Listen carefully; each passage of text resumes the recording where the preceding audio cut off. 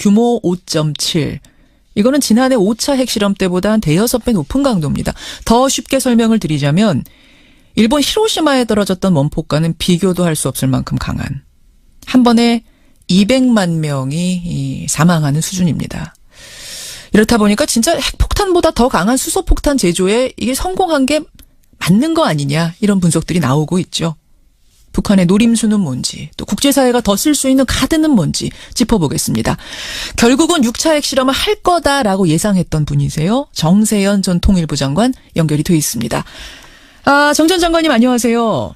예, 안녕하세요. 예. 일단 사실관계부터 좀 확인을 해봐야 될 것 같은데, 네. 진짜 수소탄 시험에 성공한 거 맞습니까?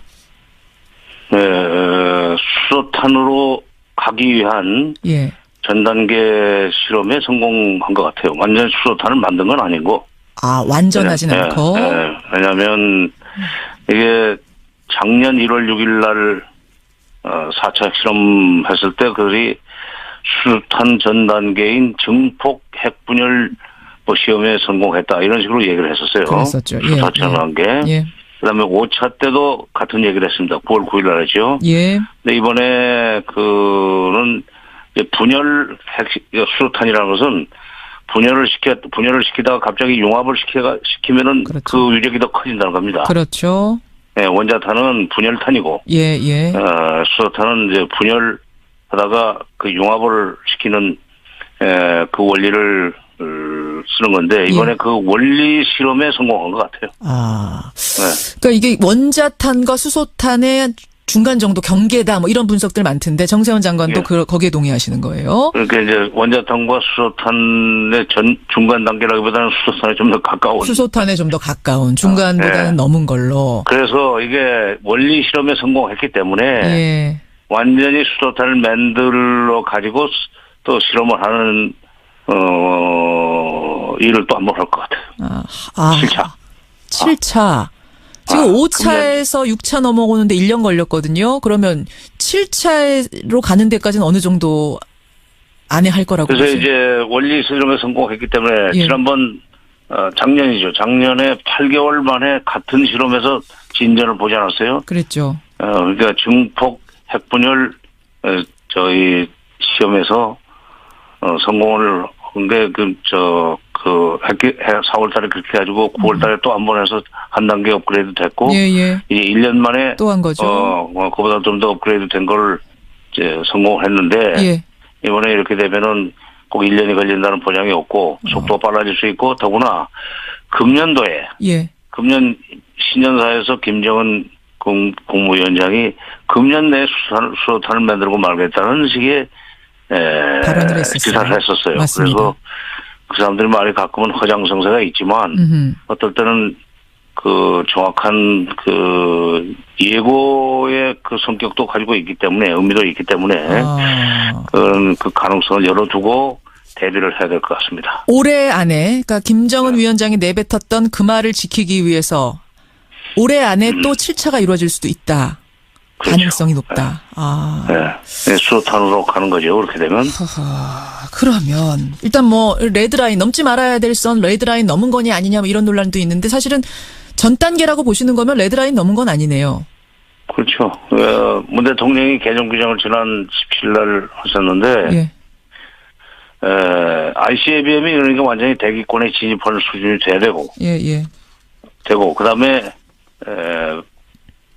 핵폭탄이 ICBM에 실릴 정도로 소형화, 경량화 된다면 그건 레드라인을 넘는 거다, 이런 식으로 규정을 하지 않았어요. 그건 사실 미국이 해야 될 일인데 우리가 해서 조금 저는 이상하게 생각했습니다만은, 어쨌건 그 레드라인은 아직은 지금 넘지는 못했다. 왜냐하면 지난번 ICBM은 대기권에 들어올 때 그게 사라진 것 같고 폭파돼서 땅에 떨어지기 전에 아직 재진입 기술까지, 그러니까 완성 단계까지는 못 간 걸로. 근데 정 장관님, 설사 레드라인을 넘는다고 해도 북한이 솔직히 할 수 있는 게 뭡니까? 그럼 선제 타격을 하자는 건가요? 선제 타격하면 바로 전쟁이 날 수도 있는데 진짜 할 수 있는 게 뭔가, 이런 생각도 들더라고요.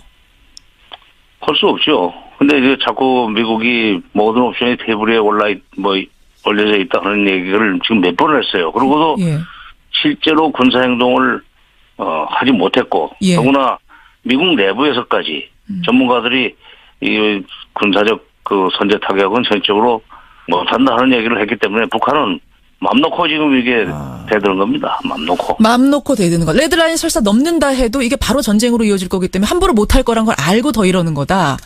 어떻게 보면 레드라인을 넘으면 바로 미국이 북한이 요구하는 수준 내지는 북한이 요구한 내용의 협상에 끌려 나올 수밖에 없다는 계산을 북한하고 있을 거예요. 거꾸로 지금 미국과 한국 쪽에서는 한미일은 우리가 압박을 유엔 제재 등 압박 또는 세컨더리 보이콧 같은 압박을 계속하면 견디지 못하고 협상 테이블로 나올 거다 하는 얘기를 하는데 그건 착각이고 북한의 DNA는 그런 게 아닙니다. 그래요. 굴복을 안 해요. 그리고 오히려 상대방이 유화적으로 나오도록 끝까지 밀어붙이겠다. 벼랑 끝 전술 쓰겠다는 그런 사람들인데 이번에는 레드라인을 넘으면은 미국이 결국 나오지 않겠는가 하는 계산으로 금년 내에 뭐 ICBM 또 쏘고 그다음에 그러니까 대기권에 진입하는 기술 확인시키고 그리고 또 수소탄 또 7차로 넘어가든지 이러리라고 저는 봅니다. 근데 벼랑끝 전술이 항상 통했습니다. 벼랑끝 전술하면 결국 어쩔 수 없이 또 대화해주고 이랬는데 이번에는 상대가 트럼프 대통령입니다. 이 트럼프 대통령의 성향이 기존의 미국 대통령들하고는 다르거든요. 정말로 레드라인 넘어서는 순간 대화가 아니라 물리적 타격 같은 것으로 갈 가능성은 없겠습니까? 근데요, 미국 트럼프가 아무리 돌발성이 강하고 그다음에 충동적이라 하더라도 미국이라는 나라가 북한보다는 훨씬 시스템으로 움직이는 나라입니다. 그렇죠. 미국의 국무장관이나 심지어 국방장관까지도 북핵 문제는 외교적으로 해결해야 된다는 얘기를 하잖아요. 특히 트럼프 대통령이 험한 말을 쏟아내고는 바로 그 뒤에 이어서 국방장관까지 그런 얘기를 하는 나라이기 때문에 다른 얘기를 하는 나라이기 때문에 선제적 공격으로 나갈 수 있는 가능성은 그만큼 적고 오히려 그 국무장관이나 국방부 장관이 서둘러서 대화적으로 나올 수 있는 가능성이 있는데 아직은 레드라인을 넘기지 않았기 때문에 트럼프도 마음 놓고 지금 얘기를 하는 거죠. 그렇군요. 그럼 결국 이제 북한의 노림수는 대화로 나와라. 그리고 우리를 핵보유국으로 인정해달라. 이건 거죠? 그렇죠. 핵보유국으로 인정하고 북미 협정 체결해주고 미군 철수하고 이런 단계를 원하는 거죠? 미북 평화협정을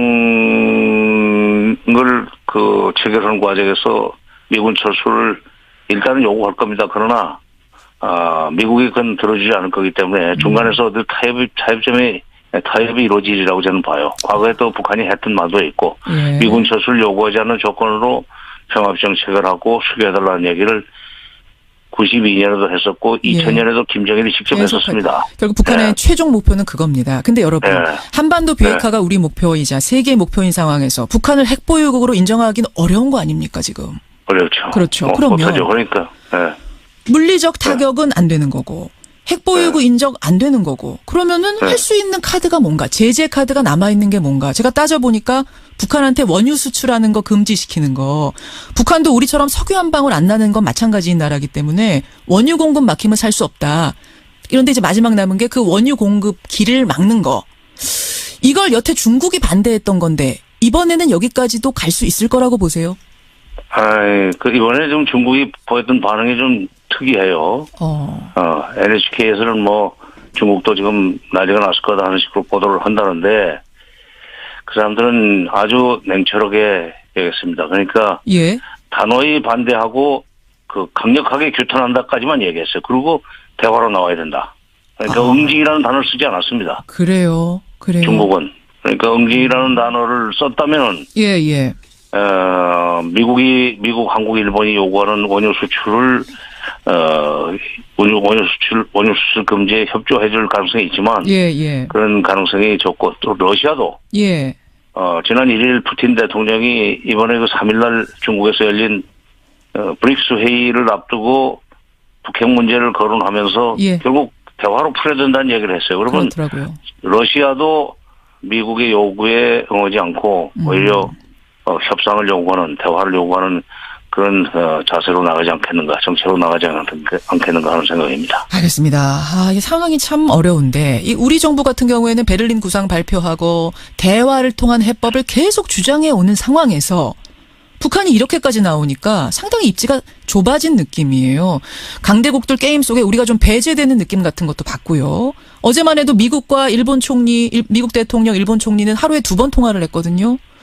코리아 패싱 현상. 이거 뭐 어쩔 수 없는 겁니까? 아니면 지금 문제가 있는 겁니까? 어떻게 보세요? 근데 일본이 그렇게 미국하고 즉각 전화하고 하루에 2번 하고 하는 거 부러울 필요 없어요. 그건 그런가요? 일본 사람들은 그런 사람들이에요.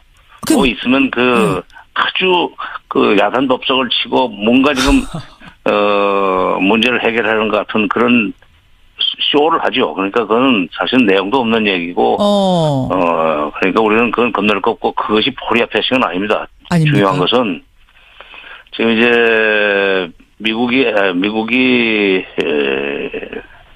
결국 대화로 나올 수는 아직은 없습니다. 예. 따라서 우리도 대화 국면으로 넘어갈 수는 없어요. 이런 상황에서 뭐 대화하자는 얘기 했다가는 뭐 국민들한테 정말 엄청난 비난을 받을 거예요. 그러니까 대통령도 청와대도 대화와 제재라는 얘기를 하면서 제재와 대화라는 얘기를 하면서 대화는 긴 호흡으로 봐야 된다는 그런 얘기 어제 했습니다. 단서를 달아놓지 않았습니까? 예. 그러니까 금년 하반기 마지막 단계나 가서 그러니까 북한의 핵 기술 능력이 미사일 기술 능력이 더 고도가 돼가지고 북한이 가만히 있을 수 없어서 협상을 시작하려올 때쯤 돼서 우리도 대화할 수 있지 않겠는가. 미국이 가만히 있을 수 없어서 협상을 시작할 때쯤 되면 그렇게 말씀하시는 거죠? 돼야. 그러니까 그때까지는 소나기 낼 때는 뭐 알겠습니다.